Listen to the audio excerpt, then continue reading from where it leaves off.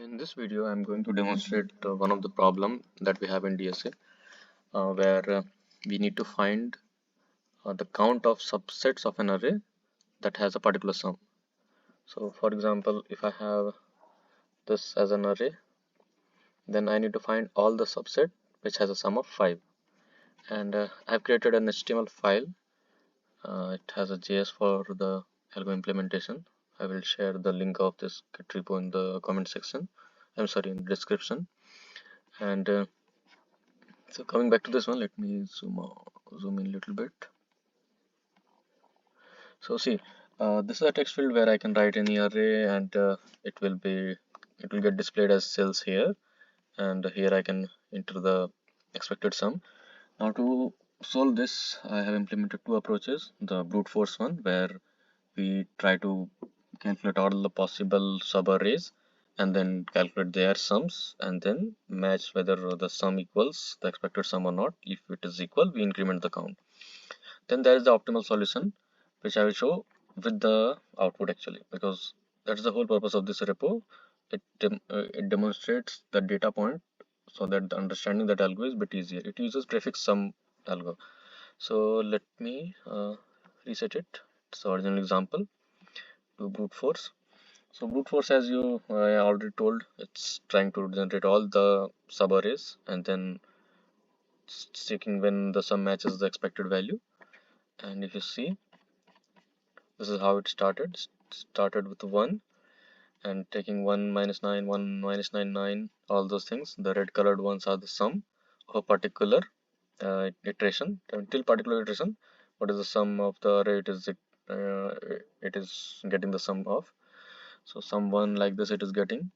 First iteration there wasn't any match for the sum 5. Second iteration, when it started at minus 9, till this point it found a 5, because minus 9 plus 9 is 0 and 3 plus 2 is 5. That way it continued. All the green colored ones are the matching ones. So this we have, then this one we have, then this one here. Minus 7 plus 7 gets 0, and then 2 and 3 ones becoming 5, like that. So it's reaching, and in the end it displays an output 11. So there are 11 cases. Now try the optimal one. So if I use this do optimal button, here we have a bit more data, because yeah, but you can see it's the number of iteration is very low compared to the brute force one.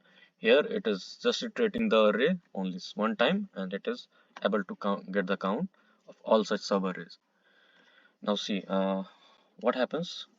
Here we take account of the sum while we are at any current element. So for example, at this point, what is the total sum till this point, and when coming from this to this, we maintain a map where for each step we note down the sum as a key and its frequency as the value.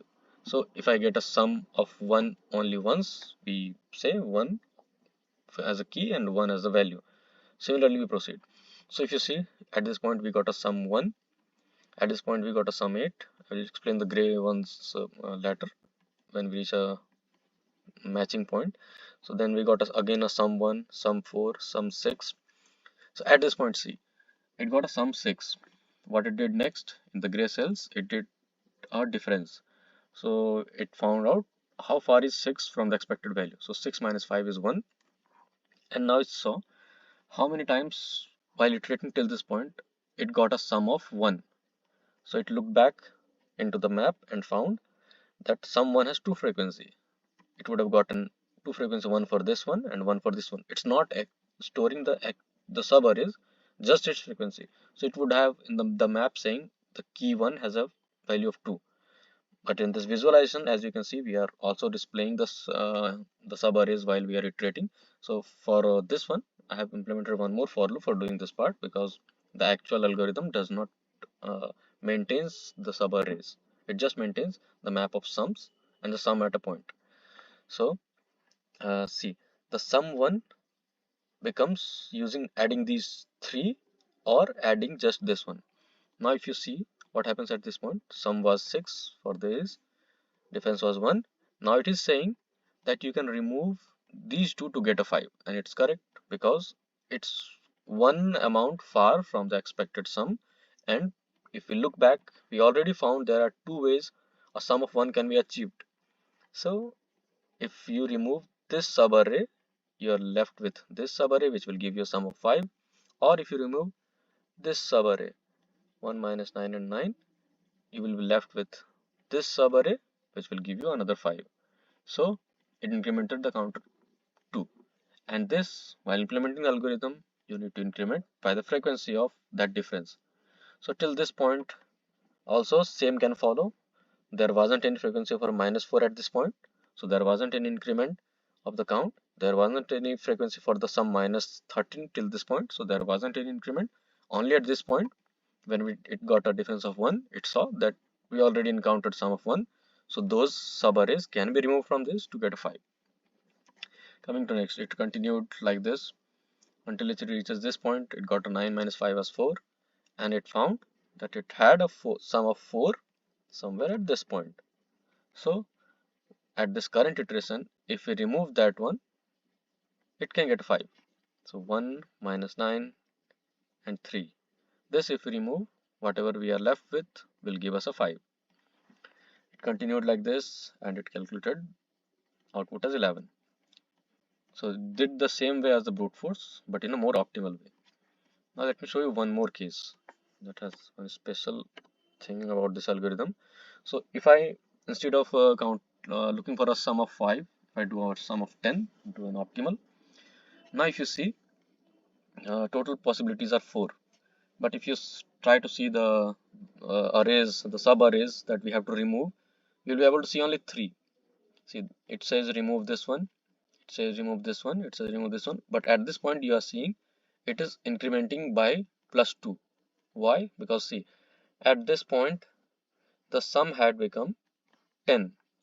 Now while this is the expected sum we are trying to find, our algorithm doesn't say anywhere that to do something when you reach the sum point, like the exact sum when you reaches. So it's not counting this one. Okay, what it did, it found a 0 and it saw that 0 has a sum here. Okay, so there was a 0 at till this point. So ideally what it would have done, it would have done a +1 at this point, but that would have given us a wrong count, because this 0, if you see this till 7, if we remove till 7, we get a 10. Oh sorry, not till 7, this -7. Till -7, if we remove this one, remaining thing will give us a 10. But this whole thing is also giving us a 10, right? Because its sum is 10. But our algorithm is not uh, has a logic to do this part, that if the sum is 10 or the sum is expected sum, that time we have to do something or increment something. So what we do instead, we initialize our map with 0 having a frequency of 1, and that way it corrects for itself following the same rule. So you just need to take care of this, you just need to mention that initially your map has a key of 0 and the value has 1.